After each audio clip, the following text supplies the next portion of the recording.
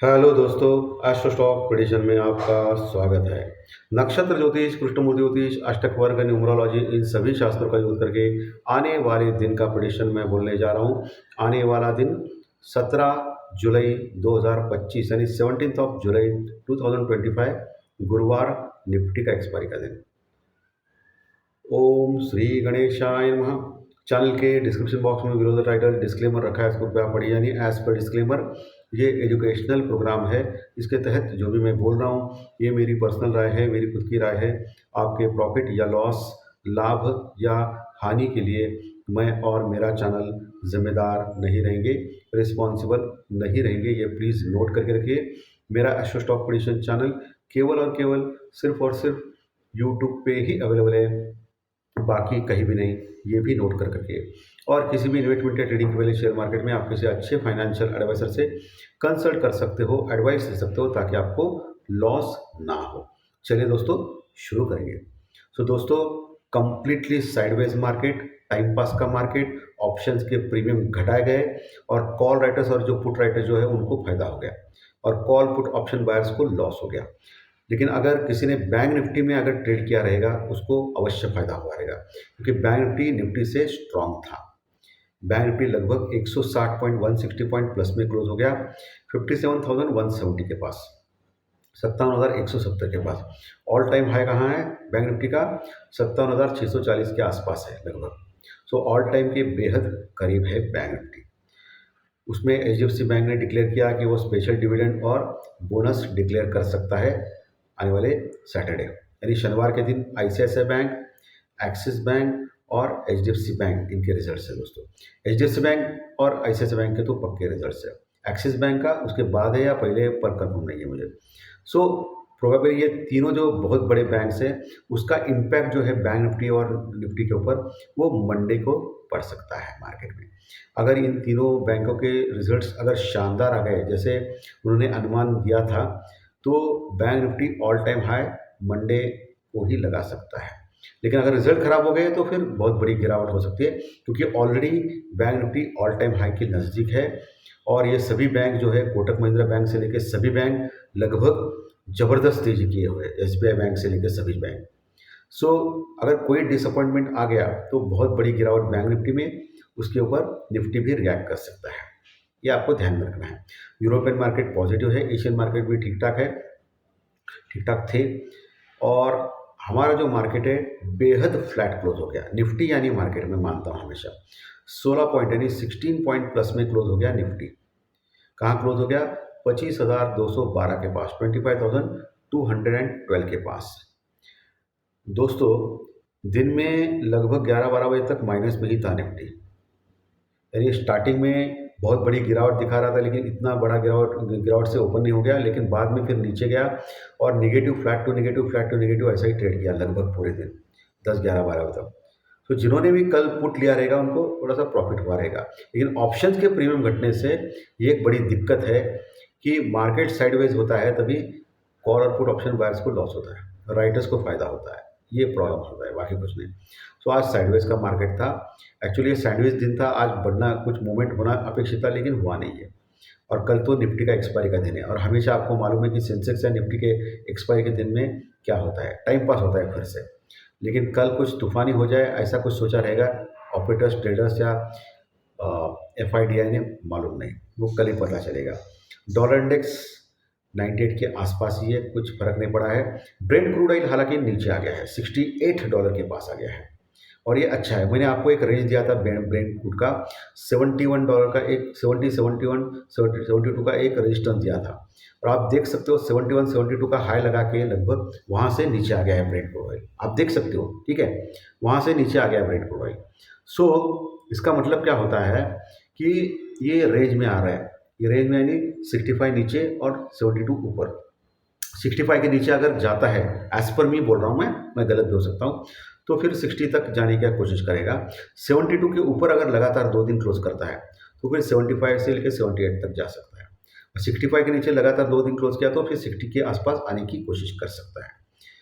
और जो गोल्ड है, वो गोल्ड वही 24 कैरेट का मैं बोल रहा हूँ, और स्पॉट प्राइस बोल रहा हूँ, वही 98,000 के आसपास चल रहा है। ये नीचे नहीं आ रहा है। 92,000 के अगर नीचे जाता है तो फिर नीचे गिर आउट हो सकती है। और 102 1,02,000 के ऊपर अगर लगातार 2 दिन क्लोज करता है तो गोल्ड में बढ़ सकता है। ये आपको ध्यान में रखना है। ओके, ये लेवल्स मैं ऐसे ही बोल रहा हूँ, ये इसमें मैं कुछ इतना कुछ नहीं, माहिर नहीं हूँ, लेकिन मुझे जो जितना भी पता है, मुझे जितना भी नॉलेज है इसमें कमोडिटीज़ और इसमें, उतना मैंने आपको शेयर किया है दोस्तों। ठीक है दोस्तों, लेकिन जो भी करना है आपको आपके फाइनेंशियल एडवाइजर से कंसल्ट करके करें, ये भी मैं बोलना चाहता हूँ, नहीं तो गड़बड़ हो जाएगी, क्योंकि इसमें लॉस भी हो सकता है, ये आपको ध्यान में रखना है। ठीक है, ये बहुत ही रिस्की होता है एसेट एसेट मैनेजमेंट का, क्योंकि कमोडिटी या क्रूड ऑयल जो है, आईएनआर वगैरह सब कुछ बहुत ही रिस्की होता है दोस्तों। आज पुट कॉल रेशो वही है 0.80 के आसपास है निफ्टी का, बैंक निफ्टी का भी 1 के नीचे ही है, 1 के आसपास। सो अभी तक पुट कॉल रेशो में ज़्यादा नहीं, लेकिन डर का इंडेक्स जो है इंडिया विक्स आज 2% घटा और अभी 11 के लगभग आसपास है। डर का इंडेक्स लगातार घट रहा है, इसके कारण ही ये मार्केट में साइडवेज मूवमेंट हो रहा है, क्योंकि इंडिया और अमेरिका के बीच में ट्रेड डील का कोई अभी है नहीं है। सिर्फ ट्रम्प बोलते जा रहे हैं कि हमारा जल्दी हो जाएगा, जल्दी हो जाएगा, 1 महीने से बात कर रहे हैं, कुछ हुआ नहीं है। और ये ट्रेड डील कभी होगा मालूम नहीं। सो ट्रेड डील होने के बाद एक बार झटका मार्केट देगा ऊपर या नीचे, लेकिन जब तक ये ट्रेड डील नहीं होगा तभी ये टाइम पास ही करेगा। ये 25,000 से लेकर 25,500 ये लेवल में टाइम पास करेगा, ऐसा दिख रहा है सीधा इम्पोर्टेंट अभी जो अभी दिख रहा है वो। जैसे ही वो 25,000 के नीचे जाएगा, लगातार 2 दिन क्लोज करेगा 24,700 से 800, और जैसे ही 25,500 के ऊपर जाएगा तो 25,700 से 800 लेवल, ये आपको ध्यान में रखना है। एक मोटा मोटी मैंने आपको फिगर बताया, लेकिन अभी भी मार्केट ने एक अच्छी बात है कि 25,200 के आसपास लगातार दूसरा दिन क्लोज किया, तो मार्केट टेक्निकली थोड़ा सा स्ट्रांग लग रहा है, ये आपको ध्यान में रखना है। ठीक है, सो लेवल्स में आते हैं। निफ्टी में अभी वही है लेवल्स, 25,100 का एक सपोर्ट है, उसके नीचे 25,050 का सपोर्ट है, 25,050 का सपोर्ट है। उसके नीचे गया तो फिर 25,900 24,900 24,900 जबरदस्त सपोर्ट, उसके नीचे 24,800 850 बहुत ही बढ़िया सपोर्ट, ये सपोर्ट है। 24,800 के नीचे गया तो फिर मार्केट में बड़ी गिरावट हो सकती है 24,800 के, कल के लिए मैं बोल रहा हूँ। ऊपर का लेवल अभी 24,200 के आसपास लगातार 2 दिन क्लोज किया, स्ट्रांग लग रहा है। सो अगला टारगेट जो हो सकता है निफ्टी का कल के लिए 24,350 का हो सकता है, 24,350।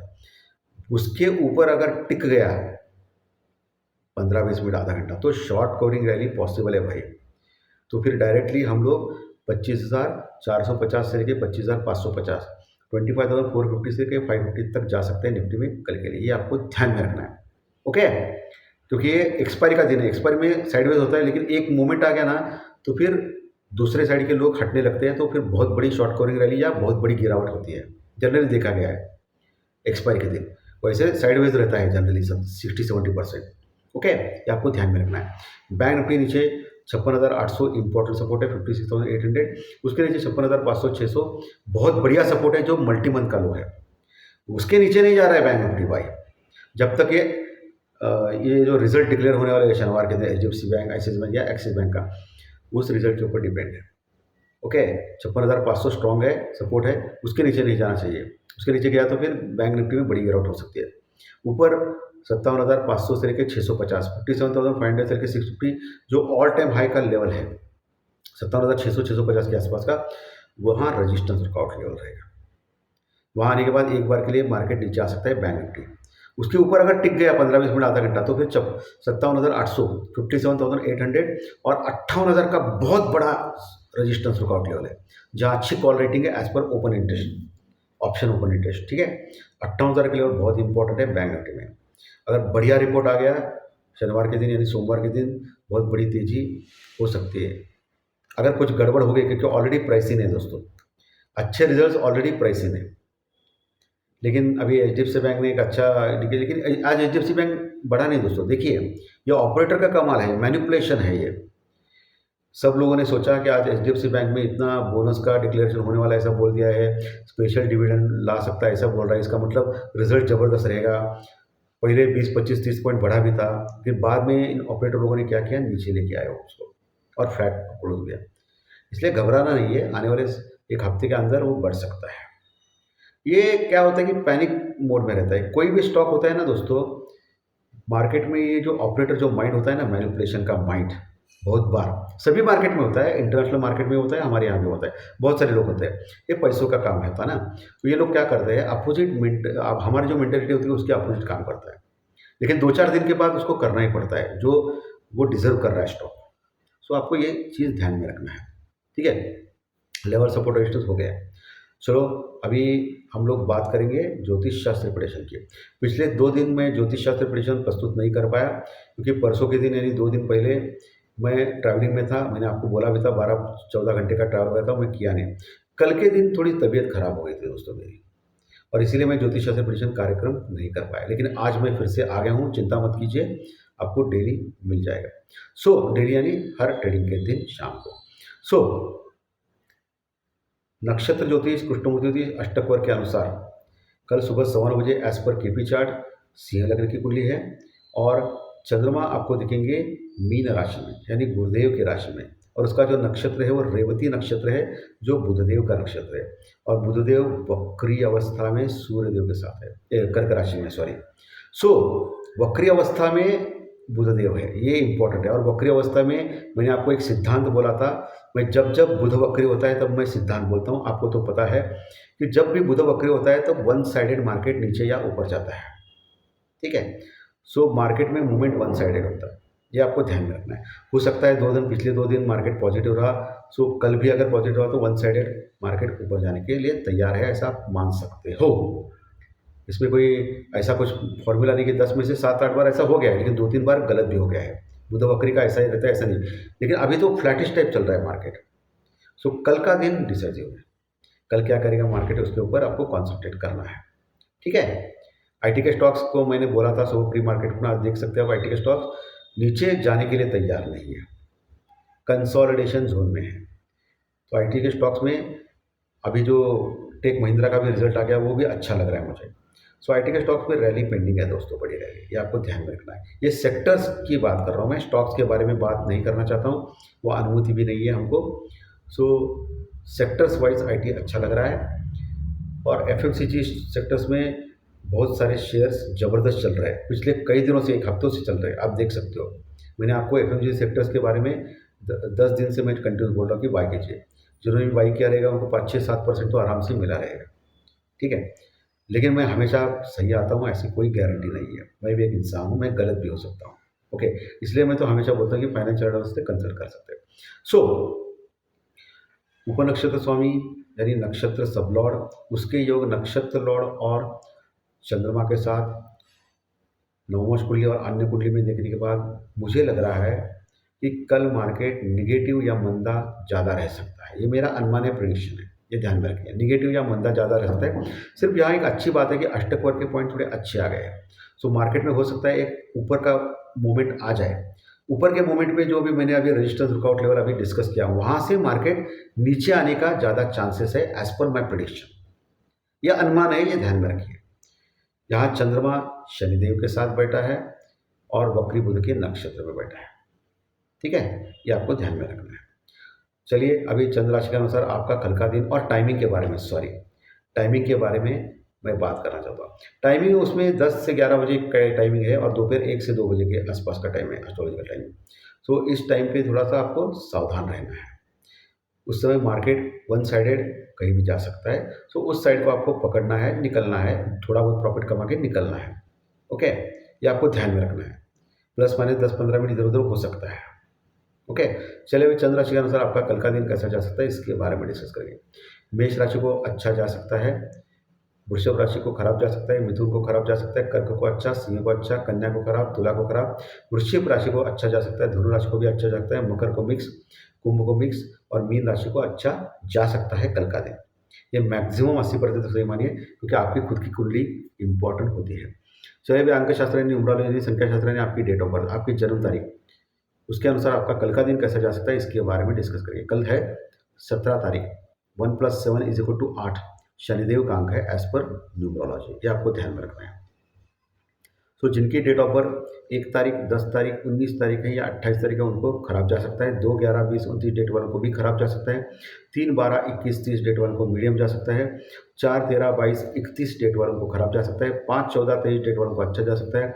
6, 15, 24 डेट वालों को अच्छा जा सकता है। जिनकी डेट ऑफ बर्थ 7 तारीख, 16 तारीख या 25 तारीख है उनको मिक्स जा सकता है। 8, 17, 26 डेट वालों को अच्छा जा सकता है और जिनकी डेट ऑफ बर्थ 9 तारीख, 18 तारीख या 27 तारीख है उनको खराब जा सकता है।